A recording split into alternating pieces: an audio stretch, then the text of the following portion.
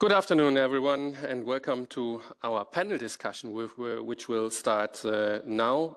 FD, more benefits or more challenges for our economic operators. My name is Christian Lüpges. I'm senior consultant at Albrecht Consult, and I'll be guiding you through this session. I'm sure that I'm not revealing secrets when I say that from July 2027, we will have an operational FD system in place, which allows companies to share their data with the authorities according to the FD regulation 2020-1056. The aim, that is also what we heard already, will be a greater efficiency, fewer language barriers, and better data exchange between companies and authorities. It's an obligation for authorities, but not for companies. That's clear. The latter can therefore make their data available on suitable platforms called FD platforms. That is also what we already heard. In this session, we are not here for organization or product pitches, but for practical experiences and lessons learned. Together with our panelists, we want to find out what works well and where are the challenges. I'm happy to have them here. Please welcome Lia Potec, Team Leader FD DG Move, European Commission. Then we have Barry van Leuven, Managing Director, Pionira. And we have a brief change in our panel, so we had to change. So the next one will be Alexio Picco from Circle Group, Managing Director and Chairman from Magellan Circle. Last but not least, we have Rugile Andziukevičiūtė, General Manager, Transport Innovation Association. I'm always stumbling on this name. Sorry. Many thanks to all joining us and sharing your insights. And we are coming to the first question. Maybe we will start with Lia. Give yourself a brief self-introduction and explain what is your background and how is your organization preparing for FD, and that means the Commission. Right. Thank you. Well, Lia Potec, I'm leading the team within DG Move European Commission that is in charge of making the FTI regulation happen on our end. The Commission, our organization, is in charge indeed of the legal base, so to propose and make it adopted, including the implementation specifications that I also outlined earlier in my presentations. They're also adopted by directly applicable EU laws, and we are also, apart from the legal work, we are making sure that we are involving as many of the stakeholders groups concerned as possible in numerous consultations, first to get input before designing these legal requirements, and then feedback on implementation. And now, as we are going forward, I mentioned earlier, we'll also come up with some technical guidance, which is beyond the legal framework. So it's not legally binding, but it's very much needed to ensure that the entire eFTI exchange environment works across the EU. As you have heard, there are so many different components that it's important that they work together, and to have these additional technical specifications to a high level of detail is also very, very important, but we don't want to have it in law. And that we work on that also, and we have the input of the stakeholders. So in a nutshell, legal work, but also a lot of stakeholder involvement work for us. And soon, I think also it will be communication. We'll try to make it understood. Thank you, Lia. Barry, your turn. Hi, good afternoon. Thank you. Pionira, more than 10 years active in digitalization, started with eCMR and involved in more than all European countries with electronic documents today. Not only the eCMR for international transport, we're taking care of national transport as well, because I think that transport is not only an eCMR. You have all kinds of transport documents, national, international, waste, name it, additional documents, PODs, pictures, and so on. So for us, was it important to start with the eCMR, grow out to a European player, and not as a primary key player. we looking for partnerships. And that was key for us because we tried to lower the barrier for transport and logistics players, that they can use the existing systems or that they can use the platform with an additional app. So all kind of transport and logistics players needs to be on the digitalization, not only the big players and the big transport companies, but all of them. If you see that a larger transport will be done by very small family transport companies who doesn't have any IT environment, then it's important to take care of them as well. If you want to lower the barrier for the digitalization and logistics. So collaboration is for us key. And in that context is eFTI preparing a very important thing for us, that we can create a trust between the different partners, manually or integrated. Thank you. Thank you. Alexio, how is Circle preparing? Good afternoon, Alexio Picco. I'm Managing Director of Circle Group. We started our journey in 2012, and since the beginning, it was meant to serve the port transport and logistic operators. We started with few of them, and now in our growth now we are a group of nearly 200 people.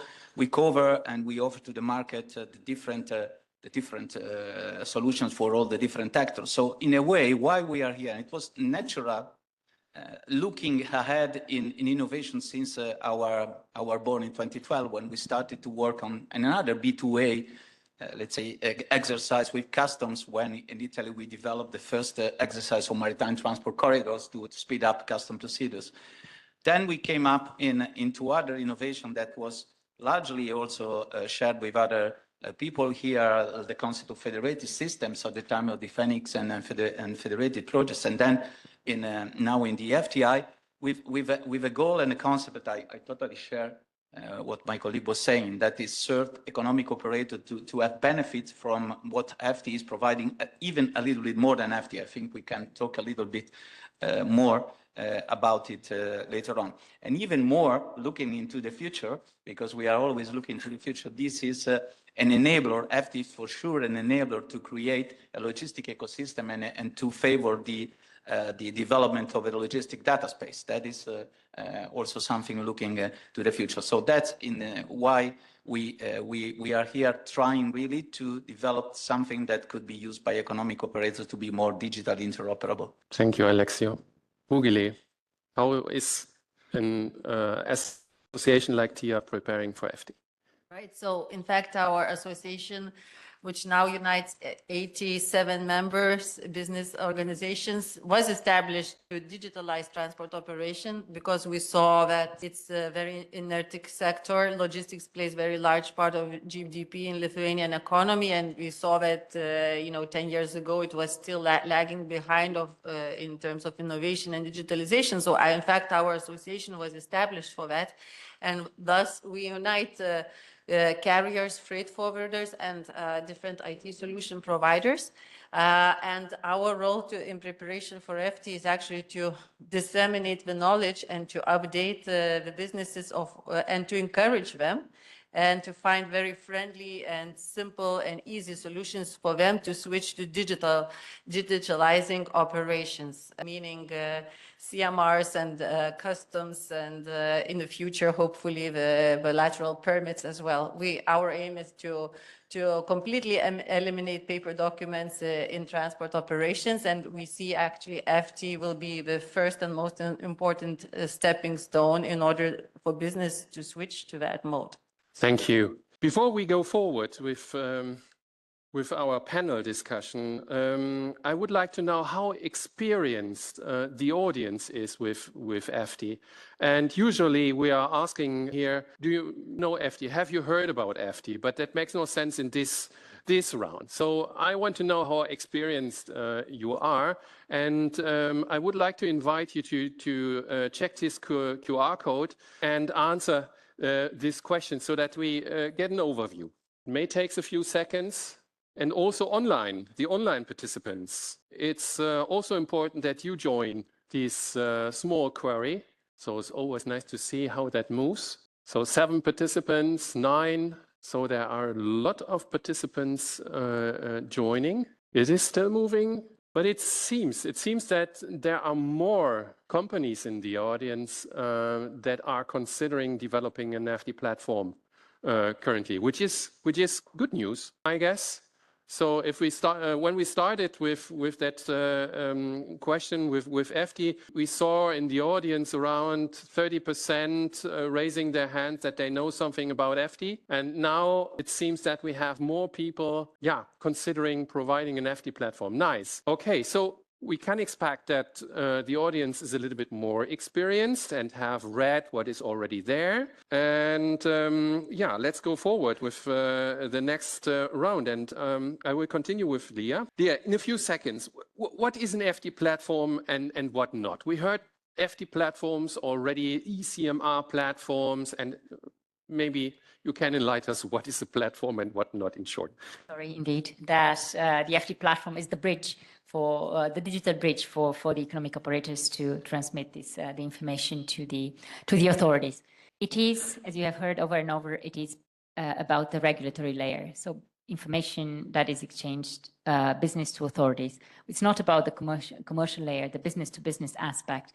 So the FTI regulation does not replace the existing solutions, the transport management systems or the ERPs, nor those solution providers for ECMRs or for CIMs, but rather what it does, it enables that the information that is already there in these systems is translated in a standardized format, and then it is bundled, as you heard, to prove compliance with different regulations. So the platform does it automatically, and this is what a platform is. It's again a digital bridge to the authorities, but also not just between the operators, but also their systems and the information that they store there, to make it available for regulatory processes. It simplifies compliance.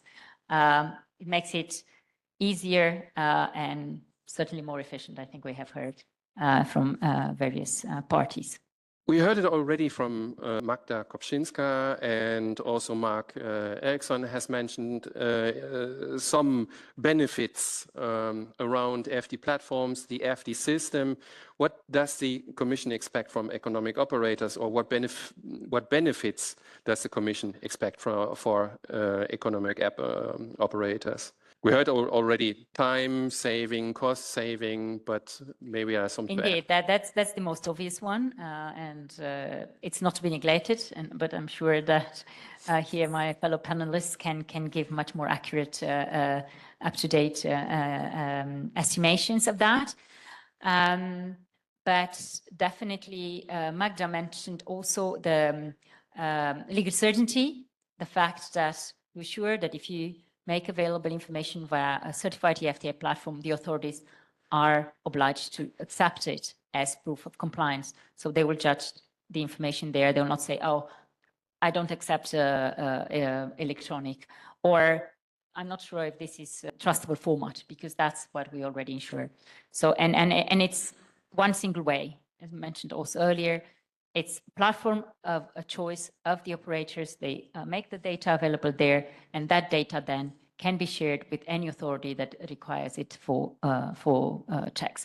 So that's the legal certainty. I think what is also important is the standardization that we are providing, the minimum requirements for the platforms, not just the data, but also the requirements for interoperability, for ensuring identification and authorization of anybody who is accessing, processing data, logging. These are minimum requirements that set a basis for IT solutions developers and service providers to then set out, I hope, a healthy competition, a healthy race among themselves to build on top of these minimum requirements and offer other services to make the use of digital even more attractive. And it can be just for business to business, but it can also be maybe for also to help them to later on comply with other business to authority requirements. For example, statistics, we know that many countries require transport companies to provide information for statistical purposes that can be in standardized form, that could be, for example, one way to do that.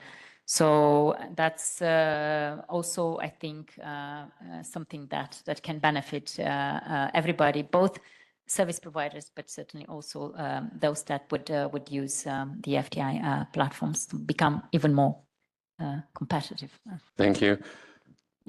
We saw it in your last slide in your presentation that you gave a brief overview on what economic operators and also the FT community can expect in 2025, 2026. Can you briefly repeat what it is? Apart from finalizing the legal framework, so we have soon publish the rules, the detailed rules for platforms. Then the rules for certification as well for platforms. So will come probably beginning of next year. Then we will have also the requirements for service providers and the rules for certification for the service providers. These are all adopted in different legal acts. Maybe just one note on these service providers requirements. It's important to note that they are platforms and they need to be certified, and then also service providers, they also need to get an additional certification that they comply with additional requirements, like, for example, it will be the transferability of data. If one day you want to change solution provider, that should be able to, so there is no lock-in, or the fact that, of course, they will protect the data because they will be managing the data on behalf of the economic operators. So that's also something that is coming next year. And all these, the rules for certification for platforms, requirements for service providers, and the rules for certifications for the service providers will also be published before adoption for public feedback. So I think that's also important for you to know, that you can see them before they become a law, provide feedback to us, and if there are suggestions or comments that we have not thought of and we consider that they make sense, then they will be can be seen back in the revised draft that then the Commission will adopt. And lastly, we have these detailed technical specifications like schemas and schematrons, I understood, and then you also have like how to define error messages and a host of other detailed technical aspects that are very important to make actually the whole environment interoperable. And this is going to come in the form of technical guidance documents that we are discussing with experts, both on the member state side, but also from the private sector. And we'll be publishing them. It will be in the form of wiki, and those will be continuously updated as well as the different pilots are advancing and implementations going on, and we get feedback and see what works and what may not work. Okay, thank you. By the way, there will be a brief session where the audience can ask some questions. I will follow the first round, and after that we will have the session for the audience. Barry, we heard that FT is an offer from the EU and voluntary for companies. Why are you now participating in FT for all with a pilot implementation? What is your motivation? The participation of Pionira in FT has two layers. First of all, like I said in the first round, is the partnerships. Collaboration is very key. If you not have collaboration, then there will be no use of the electronic consignment node, ECMR, and so on. That is what we see, that the adoption of the electronic documents is in logistics is very low. So what we have to do is lower the barrier. And first of all, as future FT platform, I think we have two major opportunities. Is the partnerships changing to interoperability between the systems, because interoperability is very important. So transport companies and transport organizations can choose which one they want to use, to integrate, not integrate, what they want to do. And then we have the next level is that at least you have 3 companies involved in transport. If they all choose a different organization for the electronic documents, then we have an issue. And then it comes back to the driver that has to install different apps. and then you have a new issue, and then it's only holding back for digitalization. So we, on our level, and I see it as a 3-layer cake. You have transport and logistics, you have the eFTI platforms and the TMS systems, and you have eFTI, that you have to create something that it's transparent and open to use the electronic documents. And we have to help them and not to choose, that they can, with the existing system, work and go to the electronic documents. And secondly is that if you have interoperability, then you have the integration with the eFTI. As eFTI platform, you have to do a lot of things to create from your eFTI platform to an eFTI gate. And then you have a new circle, and that's a circle of trust you have to create. That's important to logistics. Yeah, so key elements was collaboration and interoperability. Yeah. Absolutely. Yeah. Alexio, same question to you. Circle is a circle of trust in a way. I share many of the words of Barry. I would like to try to make them in a different frame. That's the Italian frame. When we had the possibility to discuss with the Ministry of Transport, with RAM, that's the agency that has in charge the eFTI development for the ministry, we were very lucky in having people understanding the concept that eFTI per se for economic operators is, let me say, is a minor amount of data, okay, comparing the ones that they have to deal with.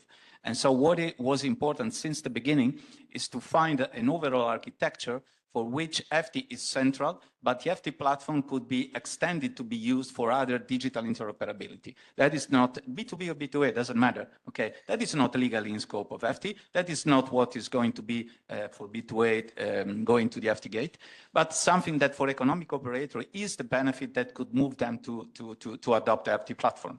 And this has been done in several ways. Some examples is some pilots we have implemented in eFTI4EU, and one is the one that you have seen in the video.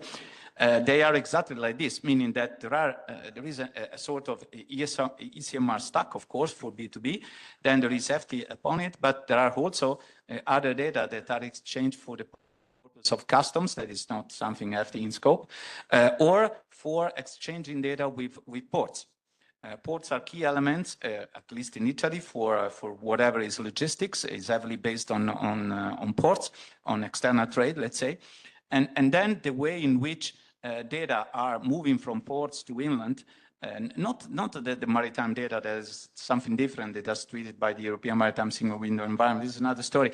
But let me say the port side of the data that are then using truck, trains, or inland waterways, not in Italy, but it's to go inland, they have to share data that are not only eFTI data, okay? And this was a very favorable environment, and it was set like this. The overall architecture in Italy is like this. And more than that, we had the opportunity to combine at the Italian level for the overall interoperability, some funds coming from the Resilience Fund, and the tender that was launched in Italy to support private economic operators to be more digital. It was a generic tender with different services, but there was a prerequisite to apply to be eFTI compliant. That was something that for me was very, very good. We will see what does it mean. In terms of what we would like to do out of it, for sure, could be to support clients to evolve their platform to be an eFTI platform or become an eFTI platform and service provider. Okay, it will also depend on the market, on how things are going. But for sure, again, I stress the fact that eFTI is central to enable a larger digital interoperability. That's the key factor for the economic operators. Yeah. And now you both are developing eFTI platforms in eFTI for all, or involved in development.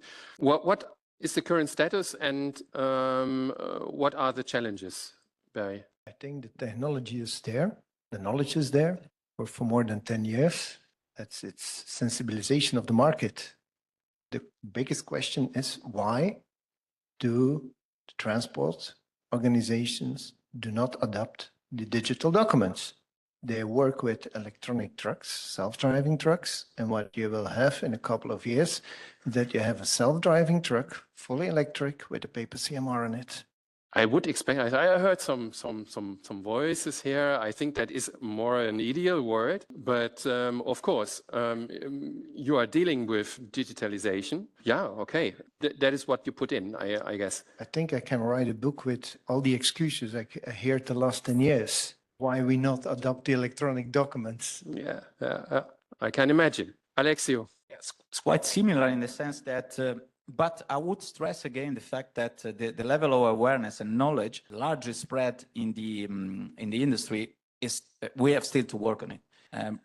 Recently, we are dealing with new customers because we have been acquiring a company that is providing a fleet management system for trucks. So meaning that we have 70,000 trucks now managed with this system, and many of them are very small companies. Very small companies. Some of them are groups represented by associations, consortia, but still remains, mono entrepreneur companies. And in order to reach them and to move them, even as a group, it takes time. And I still see in many discussions we have each and every conference, each and every event, that still the level of awareness of what FTE is, what FTE is not, what FTE could be, the relation between ECMR and FTE. It's still too low for a broad adoption. So we need to push on that. But I see and we see differences from 2 years ago. Okay, so things are really moving. It may depend on deadlines, and when deadlines are becoming closer, something is going to be moved in a way or the other. But still, the level of awareness is something in which we need to work a lot in. Yeah, thank you. Now with Rugile, we have a association representing also small companies, and if you hear that, what are you thinking? So how is the TIA involved in FTE? What opportunities and challenges do SMEs face if you hear that? So I completely agree with what has been said. The logistics sector is such that it's small companies mainly. So although in Lithuania we are a homeland for the largest logistic companies in Europe, we have really some of the pretty large companies owning more than 10,000 trucks each. So of course those companies are aware, and they already invest to numerous solutions. But regarding FT, their situation is we wait for the adoption, and then we transpose it the second it's legal, the second it's okay, mandatory, non-mandatory, we will see. But if companies, let's say if large companies see it's a good business case for them, it saves them in operations, then for sure they will use FT because they already are piloting ECMR solutions and such. But for medium and small companies, it's a very different kind of situation. And we see our members investing for TMS solutions, ERP solutions. And, it has to be very easy and uncomplicated. Companies like to have it all in one system. We don't like different applications and platforms. And the ideal version is one TMS solution which can do truck management system, invoices, CMR and FT platform, and hopefully one day the digital truck permits and e-wallet and tachograph and telematic stuff as well. So there is a lot to integrate out there. Some solutions are already very advanced, like TMS is practically all the companies, maybe like small 1-2 truck companies don't have TMS yet, but the companies which own like 100 trucks or more in Lithuania for sure use TMS solutions, and I'm sure they are looking FT to become part of that. So the challenge will be that FT platform is very easy to integrate, that FT platform should become very easy functionality to integrate into existing products. Then there is a chance that companies will move to providing documents not manually but electronically.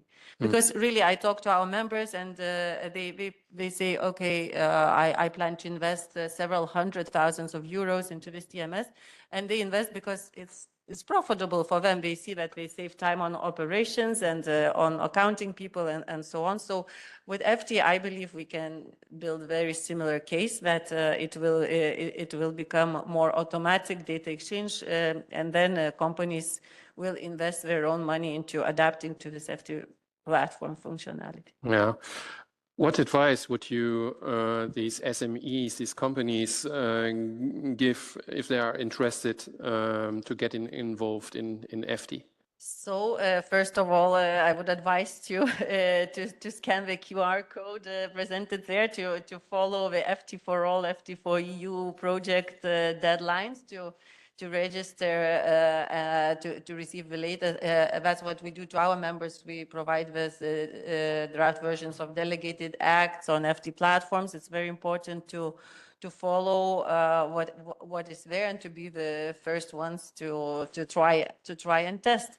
But also what we do is really we advise IT companies talk to business and see what pain points they can solve for those business and how we can sell more digital services, because that's what we are all after, to make more services digital. Yeah, and it's good that you pointed that out, because the companies have also a voice when it comes to legislation there, and implementing acts will be published. Before they are published, there is a public consultation, and they have their voice. They can interact with the Commission and send in their impression and the challenges they will meet with that legislation. And it has also been used in the past when it came to the FT Platform Implementing Act. Thank you, Rugile.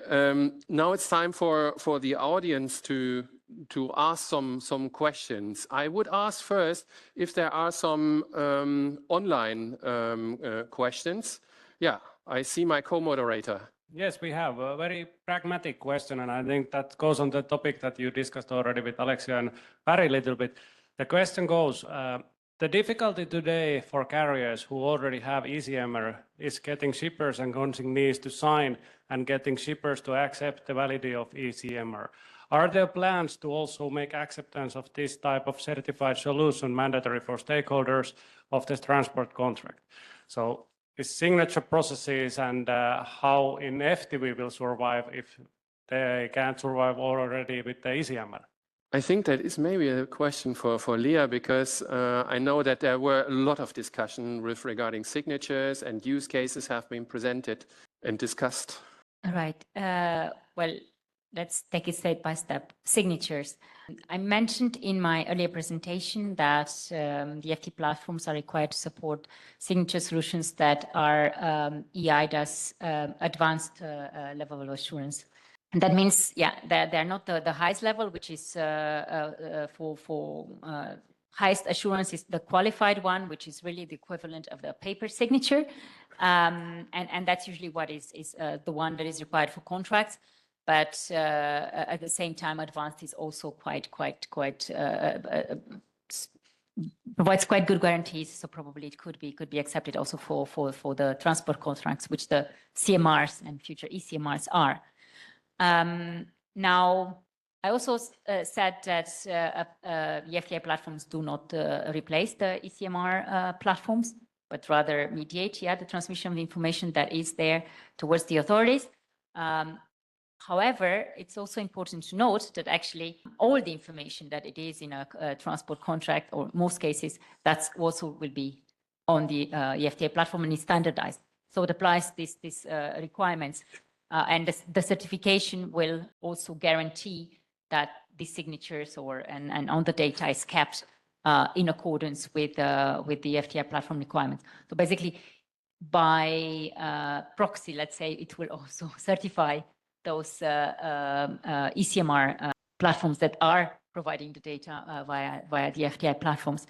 So in that sense, we hope that will certainly promote the uptake and use also of the transport contracts, the transport documents themselves electronically.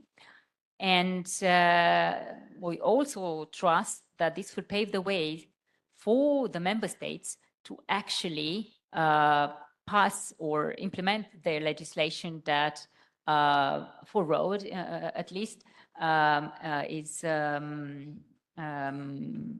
transposing the ECMR protocol. So basically recognize validity of the electronic CMR, but more generally for electronic transport contracts. And they could say that, for example, if it is Also, the data is stored, or this of the contracts on also on an eFTI platform, then we can accept it as valid. So they don't have to pass their own requirements for what is a valid transport contract, but they simply can reuse those that we have already for the eFTI platforms, given that already the eFTI regulation and its implementation specifications covers all the information requirements and everything that is needed to have a digital equivalent to a trustable paper document. Mm-hmm. The companies, would you something add to that? I think Lia was quite quite clear. Even then, the transposition of this into reality is always a little bit more difficult.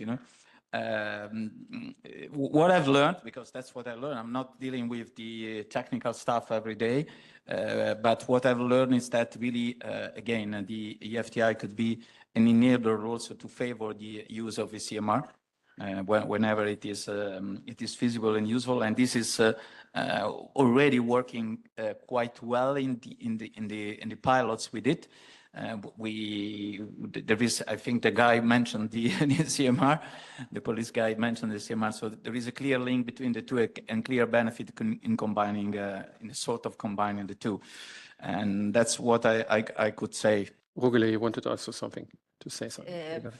So regarding the signature, I think it's very hot question. Actually, we had a discussion among our members as well, and advanced signature. Okay, it's not the highest protected signature, but still, it's the one. If I'm correct, it's the one that requires a smart ID type of signing or mobile ID type of signing, and having in mind that most of the truck drivers are not from EU countries and may not have these credentials to sign digitally, that actually might present a challenge and delay a bit the use up of eFTI platforms. It's a very key question to look at and to make it, and we must ensure not to make it overly complicated for business. Thank you. I would take this as a challenge that needs to be taken in the project. Are there any further questions? Did we have companies that are taken into account also to implement an eFTI platform, which are not in eFTI4U maybe, or in eFTI4All or eFTI4Life? Yeah, Heidi. Actually, I don't have a question, I have comment to add, because one challenge is we have faced that the drivers are not ready to use any kind of digital solution because they have so convinced with the papers, and many of them haven't had never the smartphone. And in that sense, I think we have at the moment a good opportunity because in Europe the CEMT licenses will be digital from the 1st of December. Some of you might know what is the CEMT license. And as they are going digital, it means that the truck drivers has to have the smartphones, and they has to type already the same information, which actually required in the consignment notes. So this helps definitely them to understand the value of the platforms, and we will have the first round of to see how it will going, because the 1st of December is like tomorrow. I heard this also, that many drivers do not have a mobile phone or a mobile device, so that is still a challenge. There's also a question from Ronald. Yeah, thank you. What Heidi was mentioning is the CEMT license or the ECMT licenses, which operate extra-EU and which will become digital from 1st January by force. But what was done there is that the input from the drivers is kept to the very minimum to digital tools within the system itself, that then records what's happening to the goods, where it's leaving, where it's landing, and so on. So asking the driver to sign or to in some way put the data, there is an option, but there's also an option for the operators to do that instead of the driver online. We also face quite some challenges. I led the project. Some of them were mentioned here. Of course, the uptake was not an issue because it becomes enforceable from 1st of January. There's no other option. There isn't a hybrid paper or digital. From 1st January is digital across the whole 43 countries. But it's not easy, for sure. And it's not easy to convince all the countries to go along and the operators to go along. But I think what Rugile mentioned passively is the most important part. If we want people to uptake, to change, we need to highlight the pain points that the change will solve. And I think currently, if in dealing with our hauliers, it is not yet clear, first of all, how eFTI will look. Because let's face it, even we who are deeply involved in eFTI, we have ideas, but it's still possibly the number of question marks in our heads is still quite high. Just imagine the truck owner, the truck driver out there, they cannot have question marks. They need answers. So before we have concrete answers and something to show, tangible, not pilots, but tangible results, it's difficult to convince a high uptake. Yeah. And likewise, we need to point what pain they are going today that they will save. And I think that comes after. Thank you for that comment. We have also a second question from the online participant. Here is a very good question. Like we have talked today a lot about road transportation, but how we convince also the other transport modes, air, rail, and inland waterways also to be active in eFTI?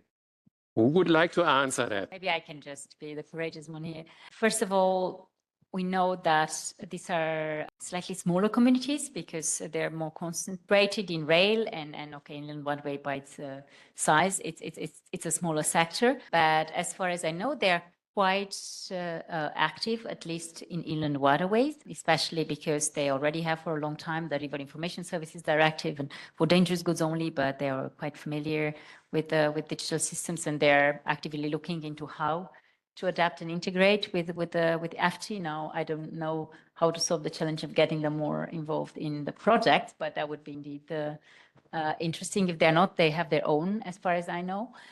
So maybe it could be also interesting maybe to see how to reach out to the Riscomex project, because that's I think that's where they're looking into also to how to adapt and integrate with the eFTI. And I think I will challenge Rudy here, who has a man of many hats, that maybe could tell us more about inland waterways. And for rail, they are getting there. We know that I think rail is in a sense about it's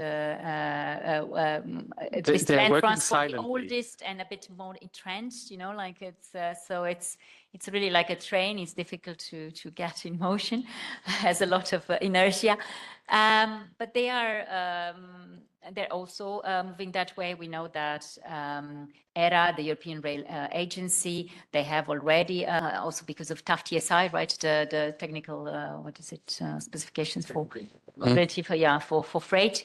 So they also have the rail consignment node digitalized. We have worked with the rail sector experts to make sure that eFTI data set for rail, I mean, it's also the specifications are aligned. We also made sure that the legal level, now the revision of the tough TSI implementing regulation actually refers to eFTI and allows the reuse of so between the systems. So it's happening in the background, maybe a bit less visible and less active.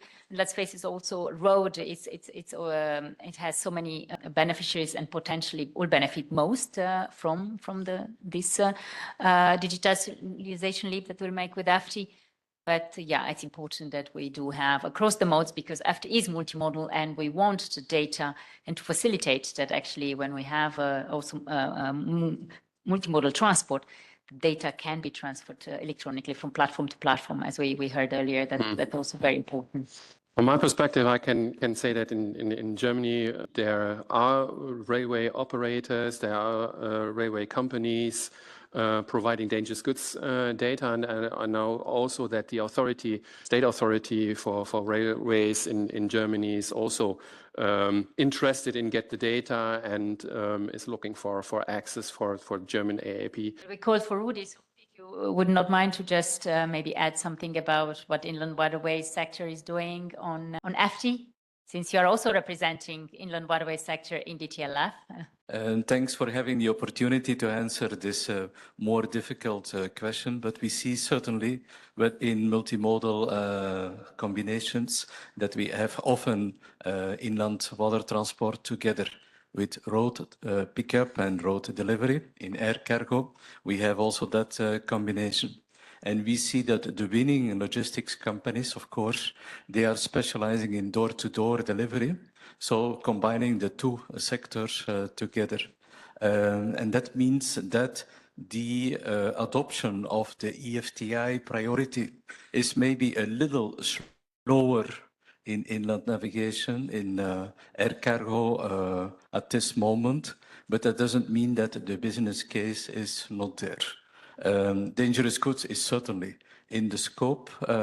In the case of inland navigation, we expect also that the whole community is moving. We see that, for instance, the port authorities, whether they are maritime ports or whether they are inland ports, they are getting up, they are putting priority on the project and asking themselves, what does eFTI mean for port operations? What does it mean when the goods, for instance, are on the way, or dangerous goods especially, are on their way with inland water transport towards a maritime port, and they need to know when they are arriving. So the adoption is a little slower, but the questions are there. What does it mean for port communities? What does it mean for integrating customs also? But I'm going to be careful when I speak about customs here. Thank you, Rudi. I would like to continue because we are running a bit out of time. Let's talk about certification. Lia, a question, maybe not an easy one. You mentioned already the certification also in your slides. And what is the Commission strategy to ensure that certification doesn't become a heavy burden for companies? Thank you. Well, first of all, I think first step we took is that we made sure that certification is to be received only once, that is in from a accredited conformity assessment body that will check compliance. And then once, if that is proven and a certificate is given, then you don't need to redo the certification in the other member states. That's already valid, or will be valid across the EU. Now, indeed, moving on to the rules for certification, we need to make sure that, we don't add too much cost and burden on those developers that would like to put on the market on a platform and have it certified. But at the same time, making sure that, of course, we don't compromise the need to ensure that there is trust in the certification, and meaning that this certification, not only that, it's a first step when it receives the proof of compliance, but also that this compliance is monitored in time, right? Because that's very, very important. We heard several times, trust is essential if we want to have the data shared digitally. So we're looking into how to ensure that without making it too cumbersome. There are different ways. One is that you can have longer periods between the more cumbersome processes of renewing the certification. Even I understood maybe there's a possibility, because the platforms in the end are a product, that they can be even the certificate is issued and is valid until it's not valid anymore, meaning that because there has been change that will need the renewal of the certification, but otherwise, if nothing changes, either in the legal base or by the platform themselves, the developers do some changes, then that certificate is valid. So that could, and then in the meantime, you just have regular monitoring that can be self-monitoring, and then it's a progress report or something, and some proof that is sent by platform to those that are in charge of their to monitor their certification, or can be a bit more structural audits or ad hoc audits. So it's something that are several options that are still on the table, and we'll have to discuss with the member states, and also we'll see also the feedback that we'll receive through the public feedback to see how that works and how it's seen. So that's it's a bit, it's a dilemma, but we hope to come to a good outcome. And then we are also developing, I mentioned this guidance documentation. I also plan to prepare one for the rules for certification.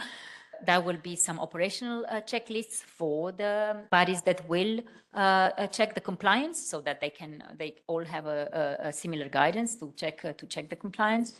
But that can also be used by the platforms to do a self-check themselves and see, okay, before I go and apply for certification, I can already do it myself to make sure that I have everything that is needed. Also with the projects, they are developing the test beds. So hopefully we can have then testing possibility. Of course, we cannot have connection to gates. We cannot offer it at central level. It will need to be done at member state level. But for example, if you have a certificate that you have tested successfully, the connection to a gate, then you can use that to apply for certification. So then it needs not to be tested. So, and we're looking for ideas how we can make indeed it easier to help prove compliance. And yeah, another one that just, and I will finish, is that we cannot really reuse existing certifications because I don't think that really it overlaps with any of the requirements that we have, overlap with any other legal requirements for which certification is in place. But certainly if an IT system that wants to become a platform already has cybersecurity certification or certification under the GDPR, for example, can be brought along, and that will should be considered, and we mention it in the legal base somehow, that it should be considered by those that are doing the assessment of compliance as one, so that they don't require additional proof of how, for example, you comply with GDPR, because that's already required. It's also a requirement under eFTI. Thank you. I think I'm took a bit too Thank you more for that insight. I think we are all very would like also to see the first draft of the Certification Act for sure. But until then, very short, what would be your wish regarding certification? Regarding the FT platform certification, we are positive. Large customers already ask if you're an ISO certification, so that with an additional certification of an FT, then you can again can create a trust between the FT platforms. Secondly, the trust will be the positively way for the transport who can workflow optimization and not data sharing, but workflow optimization between partners who has a certification for sharing the data. And that's important for us. That creates maybe for large companies who can distribute it to the small ones where they work with the adoption of digitalization. Yeah, Alexio. Yeah, for sure, it favors the trust, and it favors the creation of an extended logistic data ecosystem for sure. In general, what I want to point out is again the fact that we need to create now the awareness in the market, because we have still not engaged that much the certification, the class society certification companies so far. Of course, okay, the specifications are not there, okay, but nonetheless now it's the moment because they are quite close.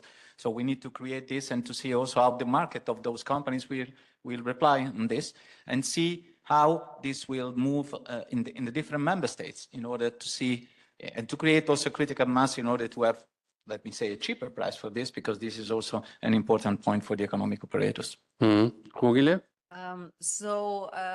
I think the certification process must not kill the business case for FT platform developers, meaning that the process, the market should operate that the FT platform for FT platform developers not too overly expensive to get their product certified.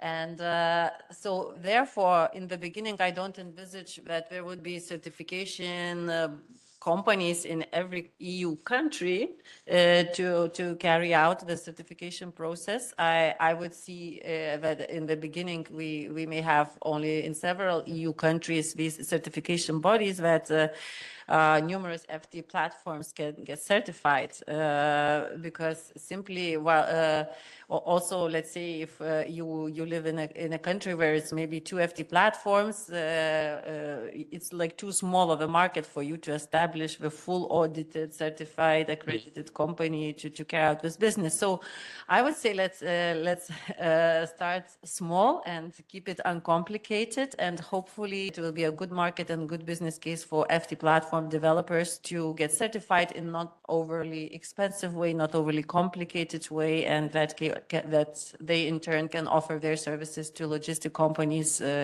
at a good market price. Yeah, thank you. So let's briefly wrap up here at this stage. I have prepared also a last question for the audience. We need to not fully to run this through. Now the audience can judge. Is there still more benefits or more challenges? Because that was the topic of our sessions. I would like to have your feedback on that. If you could reply also online, you are invited to do so. I would say many thanks to the panelists for sharing their insights from their different perspectives. And I hope that you are leaving with now with a little bit more practical insights and a clearer picture of FT in practice. And yeah, enjoy the rest of your conference and enjoy obviously the coffee that is needed somehow, I guess. Thank you.